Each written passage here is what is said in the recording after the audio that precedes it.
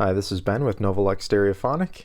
This morning on the bench I've got this parts unit SX-1250. This one I used to salvage some parts from to complete my other 1250 that I recently did a video on. So I've salvaged some controls from this. This one, when I got it, had a messed up faceplate with broken glass. There's some issues with this plate and the tuning dial. Missing the wood cover, missing the back cover. Antenna is snapped off and missing. So this was a good parts candidate. This is something that, in order to source all the parts to get this thing back up to where it's looking, it would cost quite a bit. Normally I would, at this stage where parts have already been pulled out of, it's missing a lot of stuff, I would go ahead and pull all the valuable and hard to get parts and post those up so that other people can get their SX-1250s up and running. But I had so much fun working on the other one that I thought, what if I eventually offer a service to rebuild the cards themselves, so somebody doesn't have to send an entire piece in for restoration. If they just want their power amp worked on, this is a lot easier to ship and a lot safer.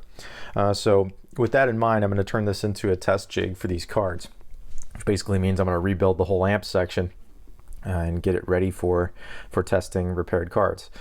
So the first step on this will be changing out the main filter capacitors. These have undergone a lot more stress than the other unit.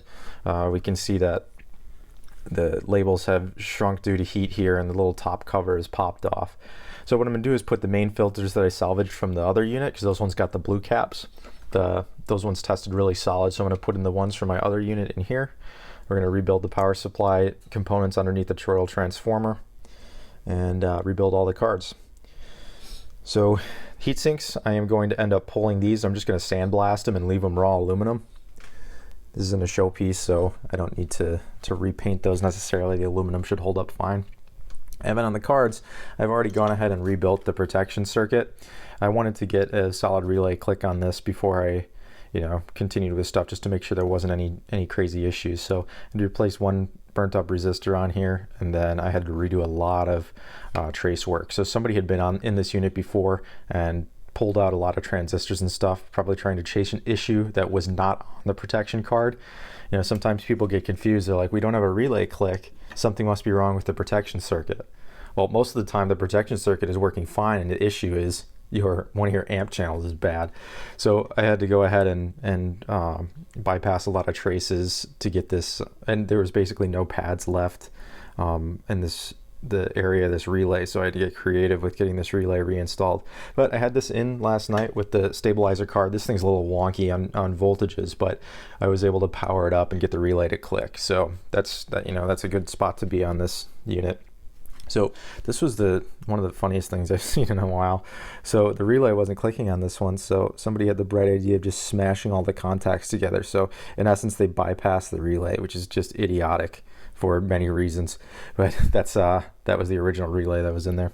All right, so next up, I'm going to be just kind of clearing down this chassis, cleaning it up, getting the heat sinks off, getting them ready to sandblast, and stay tuned.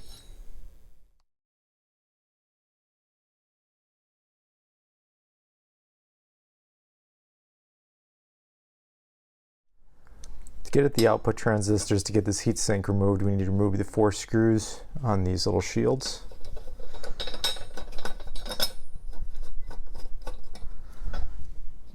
And let's see if I can get here with the flathead.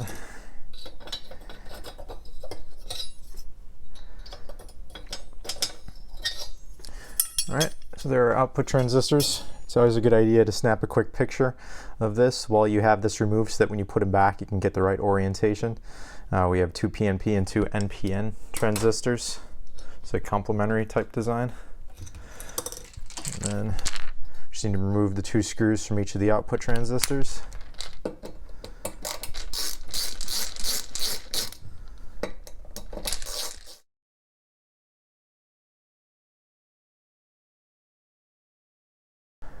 Sometimes we can pull these out just with your fingers. There's basically a clip on the other side of this that's pulling on the 2 legs.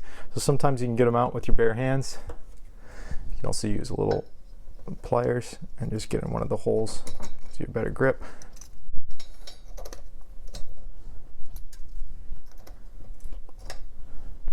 Just important that you pull them out straight so you don't bend the legs. Now these are going to have a mica on them, an insulating mica. These are going to be probably fine to reuse, but I have brand new ones. They're pennies, so I'm just going to put brand new micas on, so those are going to get tossed. We'll clean up these transistors, get all the thermal compound out. And all right, now to get the heatsink itself off, let me get these transistors out of the way. To get the heatsink off, it's 2 screws here and 2 on the back.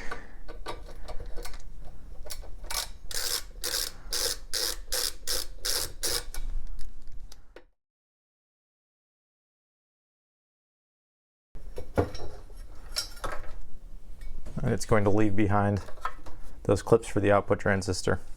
So again, I'm going to take a picture of this so that I don't get the orientation incorrect or something, because these are going to get kind of twisted around while I'm working on the unit. It should be pretty obvious because of the way that that these are bent, but during cleaning you never know what's going to happen. All right, so we'll get the heatsink off of that guy. So this is what the heatsinks looked like originally. Lots of chipping paint all over the place. Now I could just repaint these, but I've been waiting for an opportunity to see what one of these looks like completely sandblasted on the chassis. So I masked off this section so I didn't texturize the pads for the output transistors, and then I went ahead and sandblasted this whole heatsink. Turned out pretty nice. So we're going to slap this on the unit and see what kind of contrast that gives us against the black. It's either going to look really awesome or really stupid. We'll find out soon. All right, we now have both heat sinks removed. We're looking at the bottom side of the chassis with the cover removed. Next step is going to be removing the large filter can capacitors to give better access for cleaning on the top. One thing you'll notice here is each of these 4 capacitors seems to have a bulge on the bottom with some residue. This is just more signs that these have undergone a lot of thermal stress. This is one of the cans pulled from the other 1250, and there's no evidence of that. So I'm going to throw all 4 of these on the LC102 tester, and I'm not going to be surprised if at least one of these is going to measure really bad. So we're going to end up swapping all 4 of these out because of that. So I'm going to go ahead and remove all 4 of these. It's just the two screws and the clips down here, and then unscrewing the clips from the top, I should be able to pull all 4 of these out. Now I'm going to measure the voltage across these and make sure they're drained, and drain them off if necessary before doing this work. Once the bottom screws that hold the electrical contacts are removed, we've got 4 screws on each side, 2 on the front, 2 on the back. This is a dual clip. These are linked together. So once we get those 8 screws out, just lift this whole section right out. And with that, we have a lot of access to go ahead and clean up this chassis, and then we'll do the soft start relay. With the filter capacitors removed, I was able to get in here and do a thorough cleaning of the bottom plate. Then I removed and cleaned this back plate as well. Next up, we're gonna swap out this relay. Also, while these capacitors are out, it's good to swap this thing because we got a little bit more space to work. I've also got the sandblasted heatsink installed on this side. It'll make it easier to flip this thing up and work on it with a heatsink on it. And so far this is looking pretty cool, so I think I'm going to go ahead and do the same thing for the other heatsink on the other side. Let's take a look at these main filter capacitors and see if the physical venting that that we noticed on the bottoms corresponds to bad test results. So a lot of times I'll be using this Peak Atlas ESR Plus meter. This is great for in-circuit capacitor testing, but its downfall is it can only test at lower voltages. So that's where the Sencor LC102 comes into play. So first of all, I'm just going to show kind of what happens with this little tester. So I'm just going to clip this onto the first capacitor here.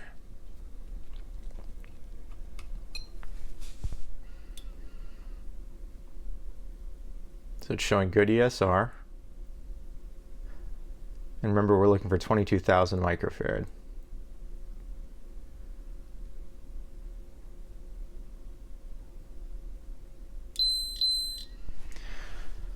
Sometimes this thing can give a false result. I'll try to make a better connection.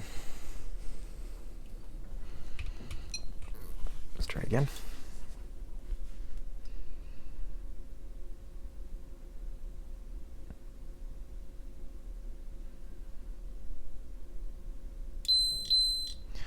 Well, that one tested okay a minute ago, but apparently it's failing now. Let's try this one. This one I have marked okay. I already went through and checked all these, so we'll see if this one gets a better measurement.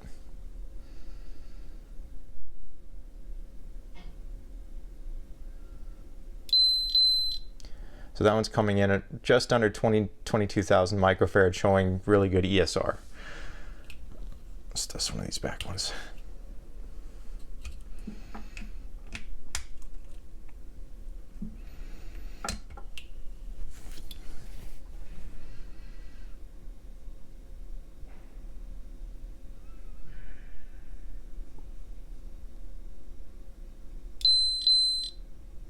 Yeah, a little bit lower, but showing pretty good. So if I was just relying on this tester, I would think that those two caps are okay to go back in. But this little tester is not telling the whole story. So let's get the LC102 going and do a high voltage leakage test on these. So I'm going to power this guy on. Start up by calibrating the test leads.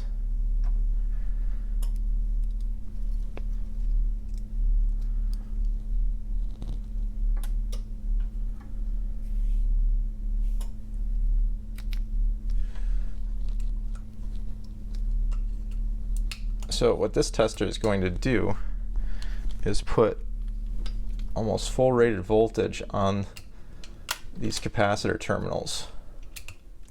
So I'm putting on a digital multimeter so that we can track the voltage that this unit is sending out and testing the capacitor at. So I need to have this bar down for the leakage test because it allows me to put this little guy in place to hold down the button for me because it takes a while. So sorry if you can't see all the buttons here, but I just need to type in the parameters of the capacitor for the automatic test. So I'm putting in 22,000 microfarad. This is an aluminum electrolytic. I'm going to give it a 20% tolerance in both directions. And we're going to test this at the rated voltage of 80 volts. All right, so let's run the capacitor value test. 19,780. So a little bit low, but still within spec. ESR shows good.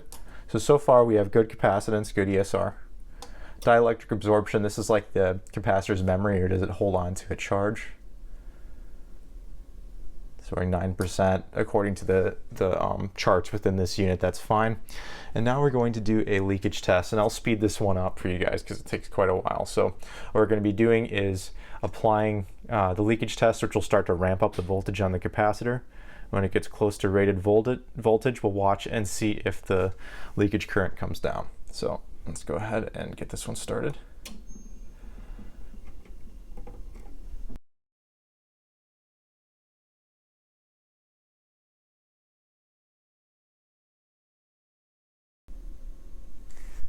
Okay, so this is now at 77.9 volts. This tests just a couple volts below the number that you put in. So this is almost right at the rated working voltage of the capacitor.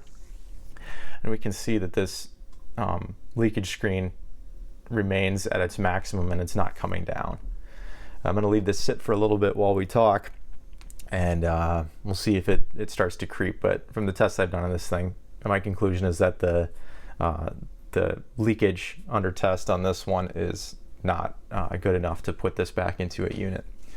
Now keep in mind that this tester is not designed for in-circuit testing. You have to take the capacitors out. Reason being, if we're applying 80 volts to a circuit that only has a power supply that's sending at 50 volts, we're going to be putting those components way past what they're supposed to operate at, and you could start blowing out components. So this tester is only for when you have capacitors removed, and that's why I usually use it on these big ones. So we can see this one is obviously having trouble. This one seemed to test better, so we're going to put it on there for a comparison, and then we'll compare it to one of the nice ones from the other SX-1250. So when I end this test, it's going to beep at me, and we can see that it puts a draining resistor in circuit and drains off that capacitor that it just charged. So once that gets down close to zero, we'll flip all the leads over.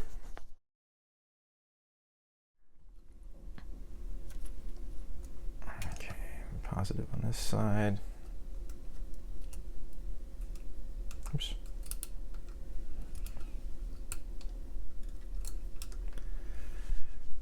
All right, so let's check this one for capacitance. 18850. This meter's a little bit more accurate than the peak. Good ESR.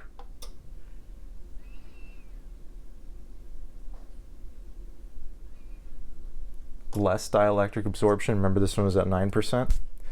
And let's run leakage test.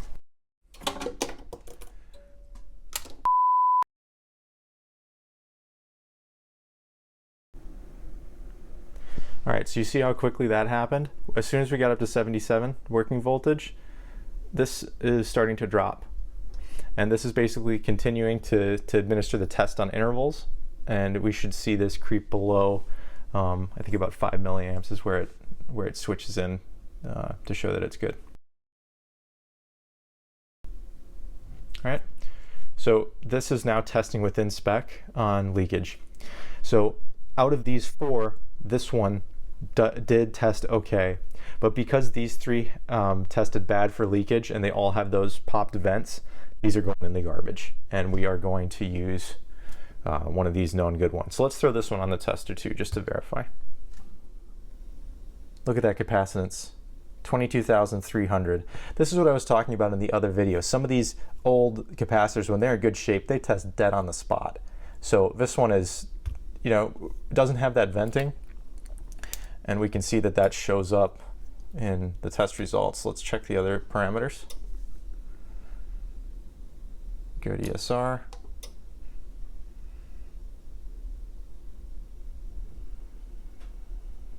.4% dielectric absorption. That was lower than the ones we tested over here. And let's see if this one's even faster on the leakage test.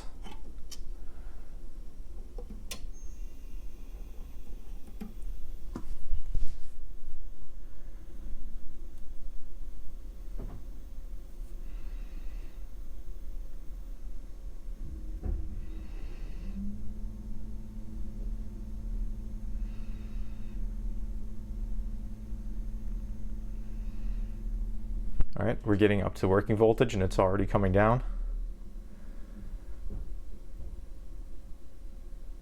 And look, we're already there. So this capacitor is good to go, and that's going to end up going back in the unit along with the other three from that other SX-1250. So what this means is that the first unit that I worked on was much less stressed. It was probably used a lot less. Maybe it had some sort of failure early on in its lifetime and it ended up getting just stored. So that is the tests on this one, and we can see this leakage continues to go down. All right, so let's get these back into the unit. The soft start relay is now installed, the new one. I also have the main filter capacitors from the other SX-1250 now installed. This is the original soft start relay, and the nice thing about these relays is you can still get basically an original part, and then you pull the case off of the new one and use the little plastic enclosure here so that you don't have to do any mounting modification. I almost forgot that I needed to do some work on this board underneath the chassis. This is where the soft start resistor is. That's triggered by the relay that I replaced.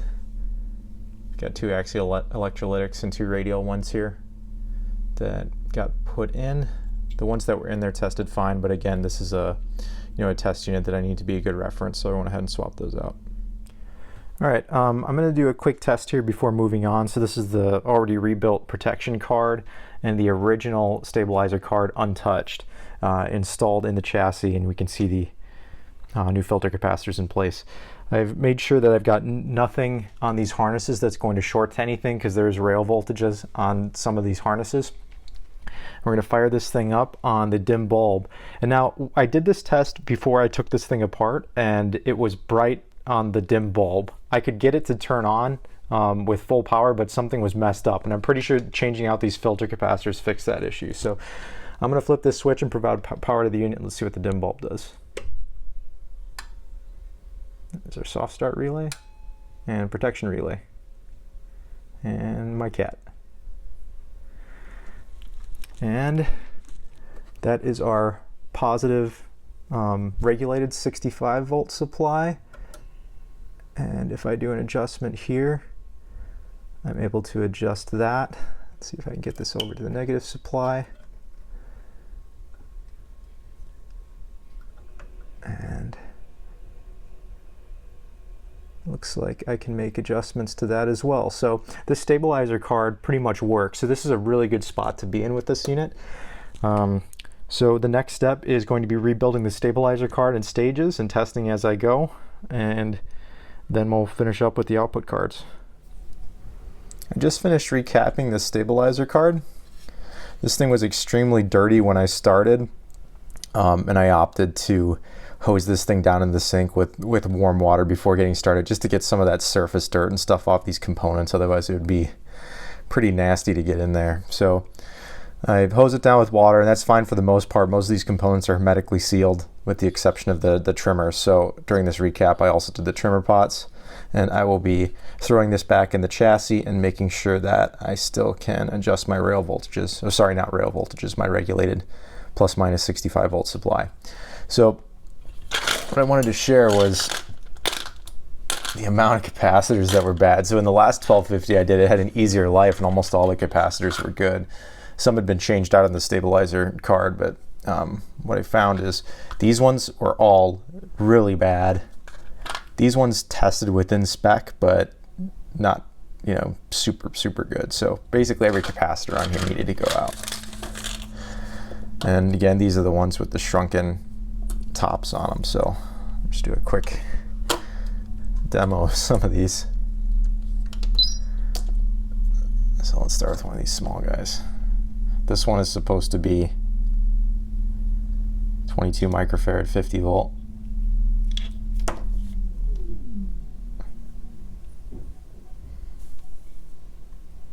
Oh, I can't even see that one. That's just open. So open.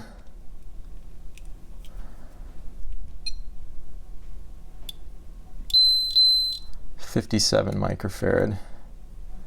That was supposed to be 47. That was just a hair out of 20% tolerance, that one. This one I think is open. That was supposed to be 220 microfarad. This one's measuring 163. That's way out of spec. Well, not too bad. It's about 20%, but it's still low. Another open one. So I'm surprised this circuit really functioned at all. What the symptom probably was some hum in some of the circuitry that depends on that 65 volt supply. Ooh, that's a bad one. High ESR, 2.2 microfarad. So that was acting as a resistor and not doing much capacitizing at all.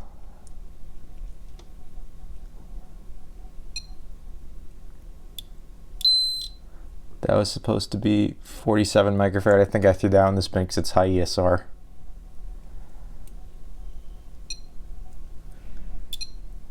That one's bad.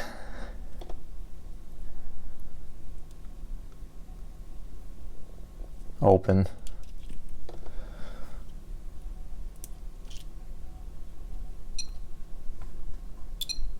So you get the idea. These capacitors in here were trashed. So I'm going to throw this in the chassis, make sure everything's fine, and then I'm going to move ahead with replacing the transistors. So I threw the card in to test it, and I do have my plus and minus supplies, but I noticed that I cannot adjust the negative supply into the 65 volt range. So if I max out the control in this direction, it stops there. I can't quite get to negative 65. Now when these boards are engineered, they're set up so that, you know, in an ideal situation, the trimmer pot is centered, you know, during normal operation, then you just tweak it one way or the other to fine tune it. So something else is wrong in here. I don't know if it's a transistor. I noticed a couple resistors replaced and maybe some diodes, so I'll be taking a close look at these components and hopefully getting this back up to spec. Okay, so I've spent a little time looking through the schematic and decided to see if I could isolate exactly which part is causing the issue with this voltage adjustment on the negative supply. So I could just shotgun all the transistors in this and see if that works, but I don't get a lot of information that way. I don't know which transistor would have failed. So it's better to do it in small steps so I can isolate what caused it. So if I see this problem again, I can go right to that component. So what I did is I looked at the schematic and figured out which parts are in the negative 65 volt supply. I confirmed all the resistors are good except for this one here. And we can see that it has been a little bit thermally stressed compared to this one where all the writing is clear. So I measured this one. It's supposed to be 680 K, I believe. Is it 680 ohm? Let's see. 680 ohm. So the one on the positive side is 680 ohm and it measures dead on the spot. This one's supposed to be 1.5 K and I've measured 1.63 K or something. I'm not sure if that little variation is enough to throw off the adjustment of this pot, but it's completely possible. So what I did is I replaced the 3 transistors, this one, and this one that are part of that negative 65 volt supply.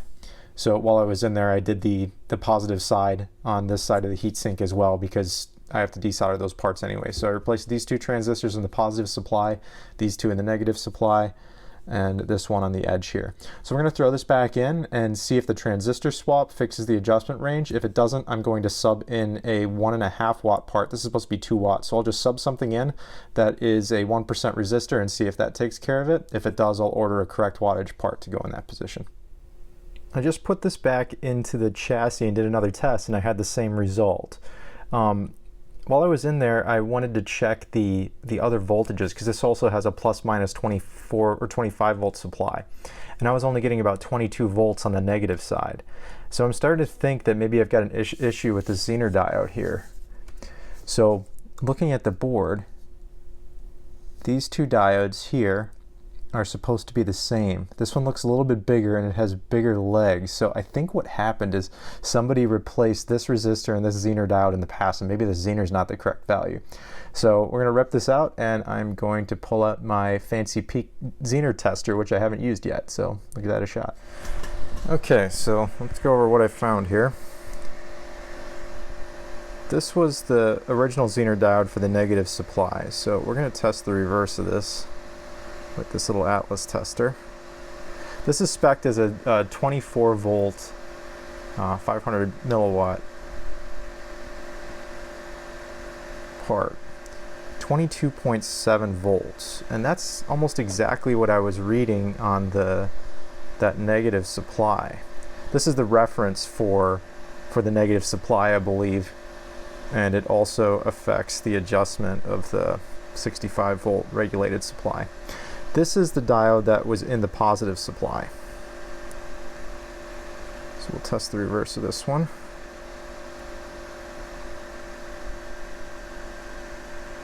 .24 volts, almost on the button.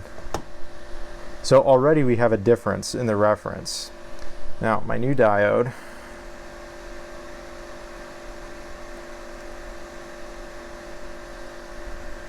comes in at 23.15. So what I'm going to do is replace the diode in both positive and negative sides of the supply and see if I get equal adjustment range and equal measurement on the 25 volt plus and minus. Okay, so the new Zeners have been installed in the chassis, or in the card, and we're in the chassis on the dim bulb, and already we can see, as I left this control maxed out, we are well above that 63 volt limit that we had before. So let me back this off.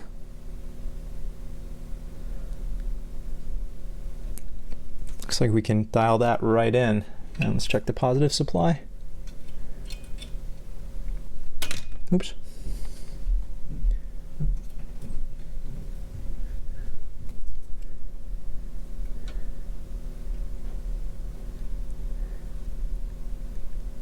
Nice, so I've got a good adjustment range above and below 65 volts, just what we're looking for. So at some point in the past, that Zener diode must have been replaced and it caused these things to get out of balance. So I think what happened here is, this is the Zener that got replaced here. Reference for the negative regulated 25 volt supply, but it also comes up here to the base of this transistor, which is part of the circuit that we're working on. Okay, we've got the power supply, stabilizer card all rebuilt. So we got all the new transistors in. Swapped out that one resistor that had been replaced and then put the same type of resistor in the positive section of the supply. I did replace this little 6.2 volt Zener since we had problems with some of the other Zeners, and loaded it up in the chassis and everything looks good. So the last step I'm going to do on this one is clean up the back side of the board. There's a lot of solder joints that are a little bit suspect. Some of these look a little bit cold, so I'm going to reflow all the solder and clean the back of this board up really nice, and then we'll move on to the output cards. So we've got the solder joints all reflowed on the back of this board, and it was cleaned. And then I just wanted to make a quick mention of this. 2 of the 4 caddies have this little strip in them. It's like a little insulating pad on opposite sides, and those are for the stabilizer card and the protection card. I guess the idea is that on the back side of these rectifiers where those longer studs are, that pad would protect it from ever shorting against the back of the caddy. So that's these 2 big rectifiers here.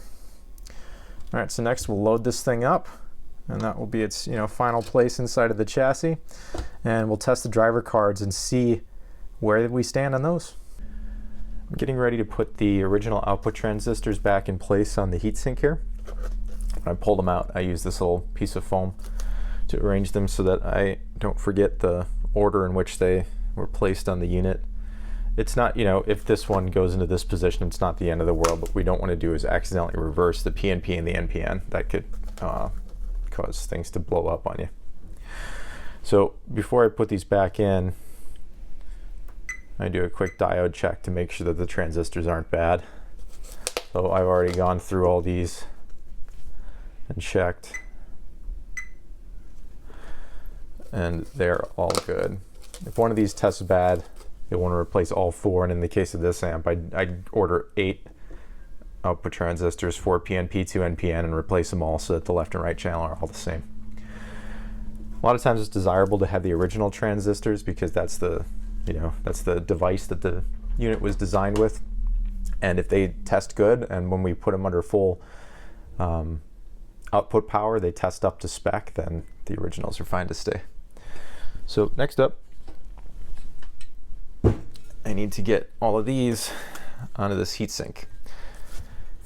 Now it's much easier to work on this with this harness out than to secure this to the chassis and try to do this, because I'm going to need to hold pressure on the back of these when I put the screw in, otherwise I'll just push it back. It's much easier to have the 4 screws removed and have this out. So I'm going to start out by preparing, we'll do the bottom left one.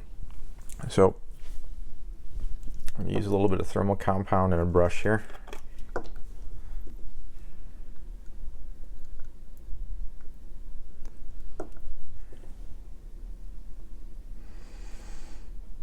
I'm just putting a thin layer of thermal compound on this side of the transistor.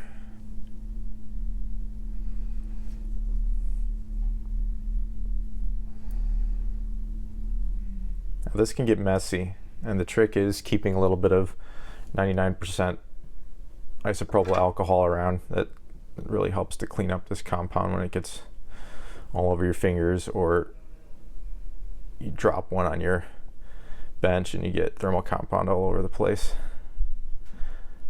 So I've got a thin, even layer of the thermal compound applied. Next up, throw on a fresh mica. This is a brand new mica. I didn't want to risk reusing the old one. If there's any sort of defect in the mica, these legs are a little bit bent. If there's any sort of defect in the mica, you could risk shorting the transistor case to the heatsink, which is ground, and that would not be good. All right, so then I just need to do the same thing on this one now that the mica is installed. So the mica is doing 2 things. It's electronically insulating the case of the transistor from the heatsink, but it's thermally coupling the transistor to the heatsink so that it can dissipate the heat, but no current can flow from the case of the transistor into the heatsink.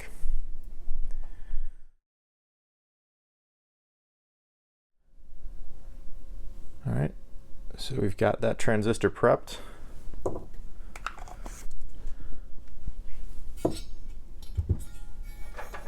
So I'm going to heatsink over.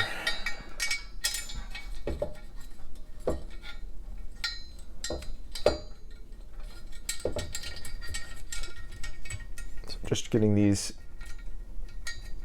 transistor clips centered where they're supposed to go. And we can see in here that the spots where the pins come through are an oval shape. This is to keep this so that those heat sinks can be reversed, because the legs are closer to one side than the other. So go ahead and stick this one in.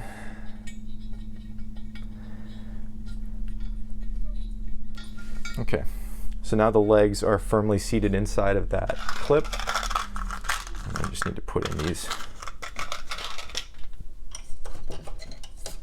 2 screws.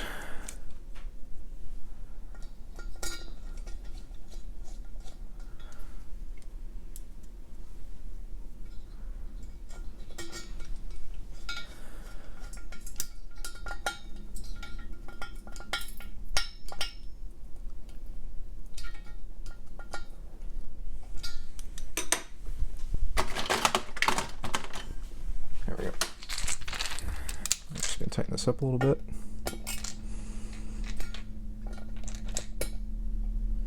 And then if I made any sort of mess around there, I would go and clean that up with a cotton swab and some alcohol. And we just repeat the process for the other 3.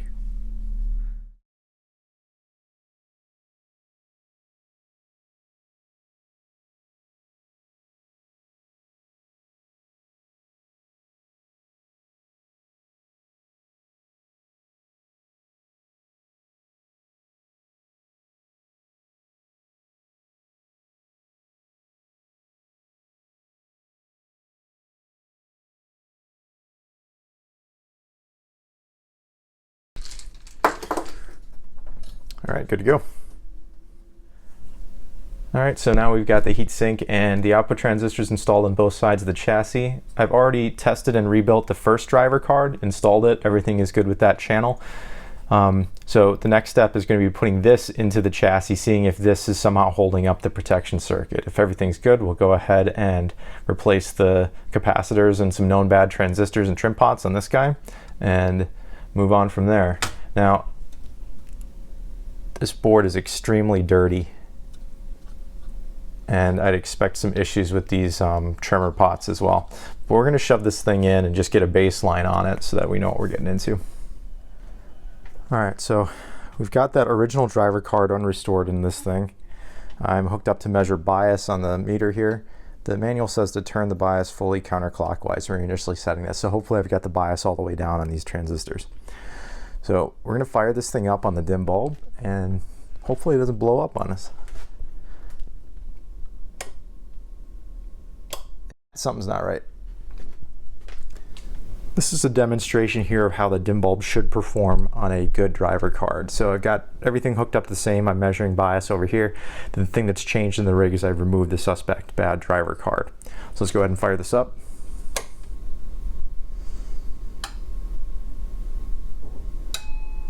So we get both of our relay clicks like normal, and we see the bias is starting to come up on the transistors.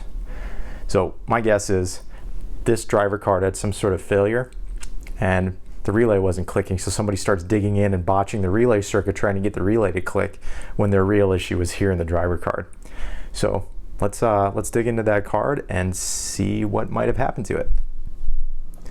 This next shot is going to contain some graphic content, so consider yourself warned. If you can't stomach things like that, you might want to fast forward through this section. So one of the first things I like to do on a board like this is, when we have a suspect problem, is a visual inspection to see if any parts are burnt or stressed. This card is so dirty I can't see anything. So what I'm going to do is hose this thing down into the sink just to get a bunch of surface dirt off of this. Now, almost every component on this board is going to be hermetically sealed, so even though a lot of these resistors and diodes are probably going to stay, nothing's going to get damaged here. The parts that we have to be careful with are trimmer pots and coils. They have to be completely dry. I'm going to be replacing these trimmers, so I don't care about that. On the coil, I'm just going to make sure that I get that all dried out before I power this thing up. And then also some water is probably going to end up pooling underneath some of these components that are glued or sitting really close to the chassis. So before this ever goes back into circuit, it's going to be thoroughly dried. And then any component that could possibly be damaged by water is going to be replaced. This is not something that you can do on every circuit. I know that it works on these cards, so I'm going to go ahead and do it this way, but proceed with caution if you're ever going to do a bathtub or sink process on any of your electronic circuits. So I'm going to be just doing this with warm water.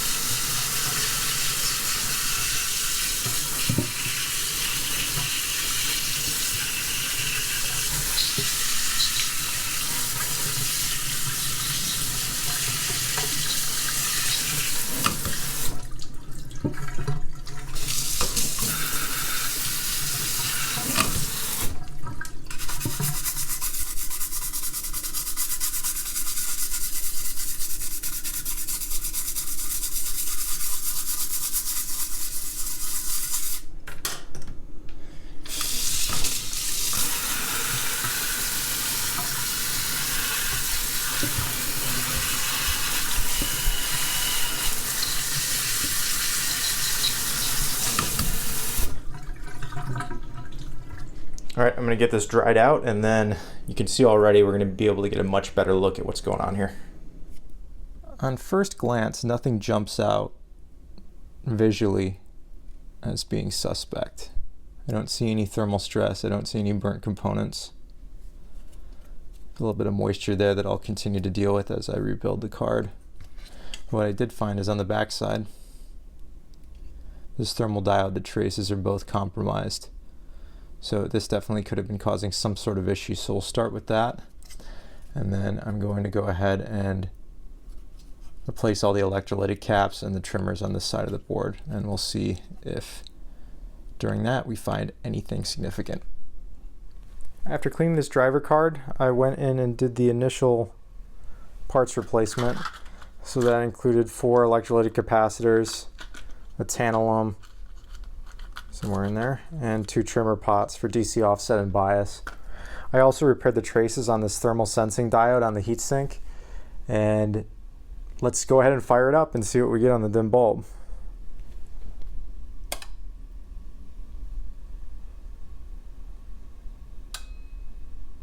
Much better. So we got the relay click, and all these components that I pulled out tested fine. So I'm pretty sure that our issue is the lifted traces on that thermal sensing diode. So when this thing is on full power, it gets biased up to 100 millivolts after warm up. So I'm just going to ramp up this control just to make sure that we can get bias on this output stage. I'm at about 3/4 of the way through the pot, 62 millivolts on dim bulb. That would continue to climb. I'm going to go ahead and back that down. So fundamentally, this amplifier is now working. I'm just going to do some more preventative maintenance on this, which is refreshing the thermal compound on the driver transistors and replacing some known noisy signal transistors on the driver card. And then we'll put them, put the chassis back together and do a power test and see how the amplifier performs. So I got the driver card back out, and I've removed this little module that has these 2 driver transistors on it with the idea of refreshing the thermal compound. So we're going to replace the mica pads and the thermal compound. You can see this is turning kind of powdery. And I also replaced a few of these signal transistors, these 2 here and this one. This is the differential input pair here.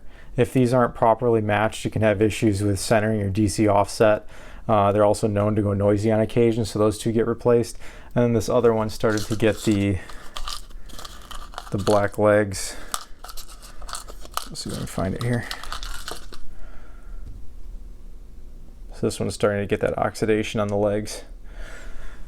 So those are swapped out. And again, this was working with those in there. This is just preventative maintenance. So I'm gonna go ahead and refresh the thermal compound on this guy.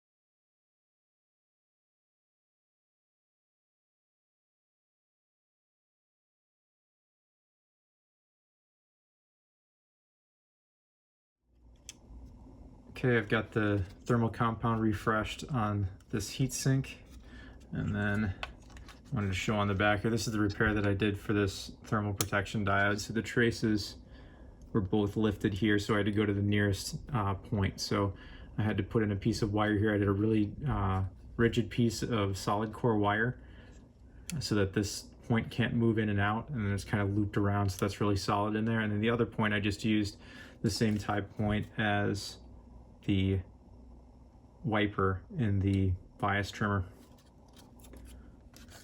So this should be good to go. We're going to load this up in the chassis and do an alignment on the output cards and do a power test. The driver cards are now loaded into the amp chassis, and I've done kind of a rough bias on these. Everything is stable here, so I'm going to do the final adjustment now. So we're going to start with the stabilizer card here. So we have a plus and minus regulated 65 volt supply. The positive rail is in the back here. It's just a little test point that looks like this that's sticking out there. So we've got our positive rail and our negative rail, and I've already got these pretty dialed in. So we just adjust these trimmers to get as close to 65 volts as we can. That's really very good right there. I'm just going to take this one out so that you can see the adjustment range. So we can go above and below 65.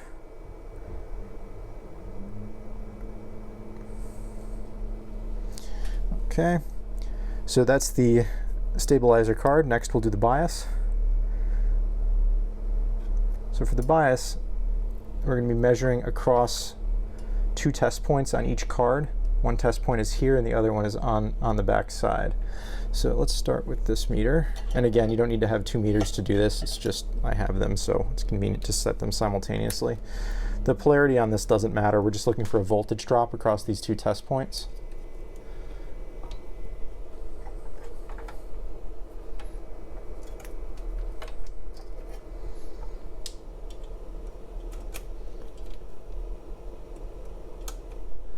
Switch these into the millivolt range. Move this out of the way. Now the service manual says that the bias on these driver cards should be set at 100 millivolts across these test points. That ends up running the unit very hot unnecessarily, but just for the sake of demonstration, I'm going to take the bias up to 100 millivolts on each channel, and I'll show you that when I lower it, it makes basically no difference in the test results. So what we're doing here is we're setting a idle level for the output transistors. So remember those 4 TO3 package devices that are on the heat sinks. They work in a complementary fashion. 2 of them are PNP and 2 of them are NPN. So the way that a Class AB amplifier works is one pair of transistors is taking care of the positive half of the waveform and the other is taking care of the bottom half. But we have to have the transistors slightly turned on. Otherwise, we'll get what's called crossover distortion. In between the zero crossing of the sine wave, if there's not enough bias on the transistors, you'll get a sharp notch there and cause a lot of distortion.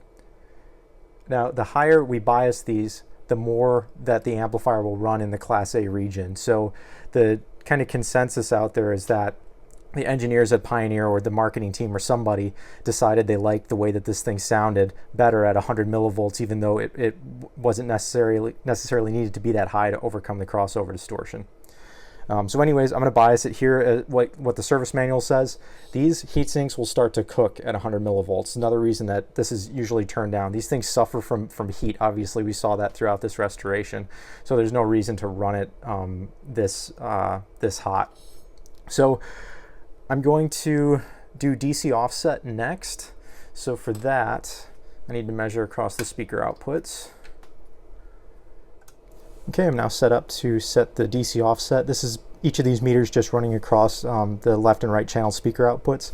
I have it connected to my dummy load over there, but it's not completely necessary. That's just because I'm going to be doing a distortion test in a bit and need to be hooked up for that. So I'm just slowly rotating my control. I did a 25 turn pot here, so I have a lot of adjustment range.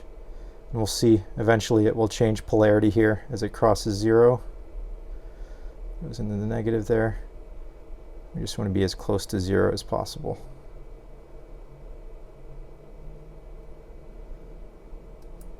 That's close enough for me. All right, let's try to get to this other point here on this one.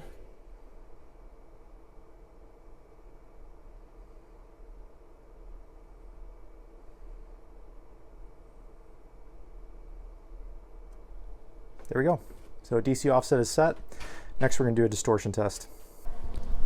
I'm set up here to do a quick output power test and give us a distortion reference.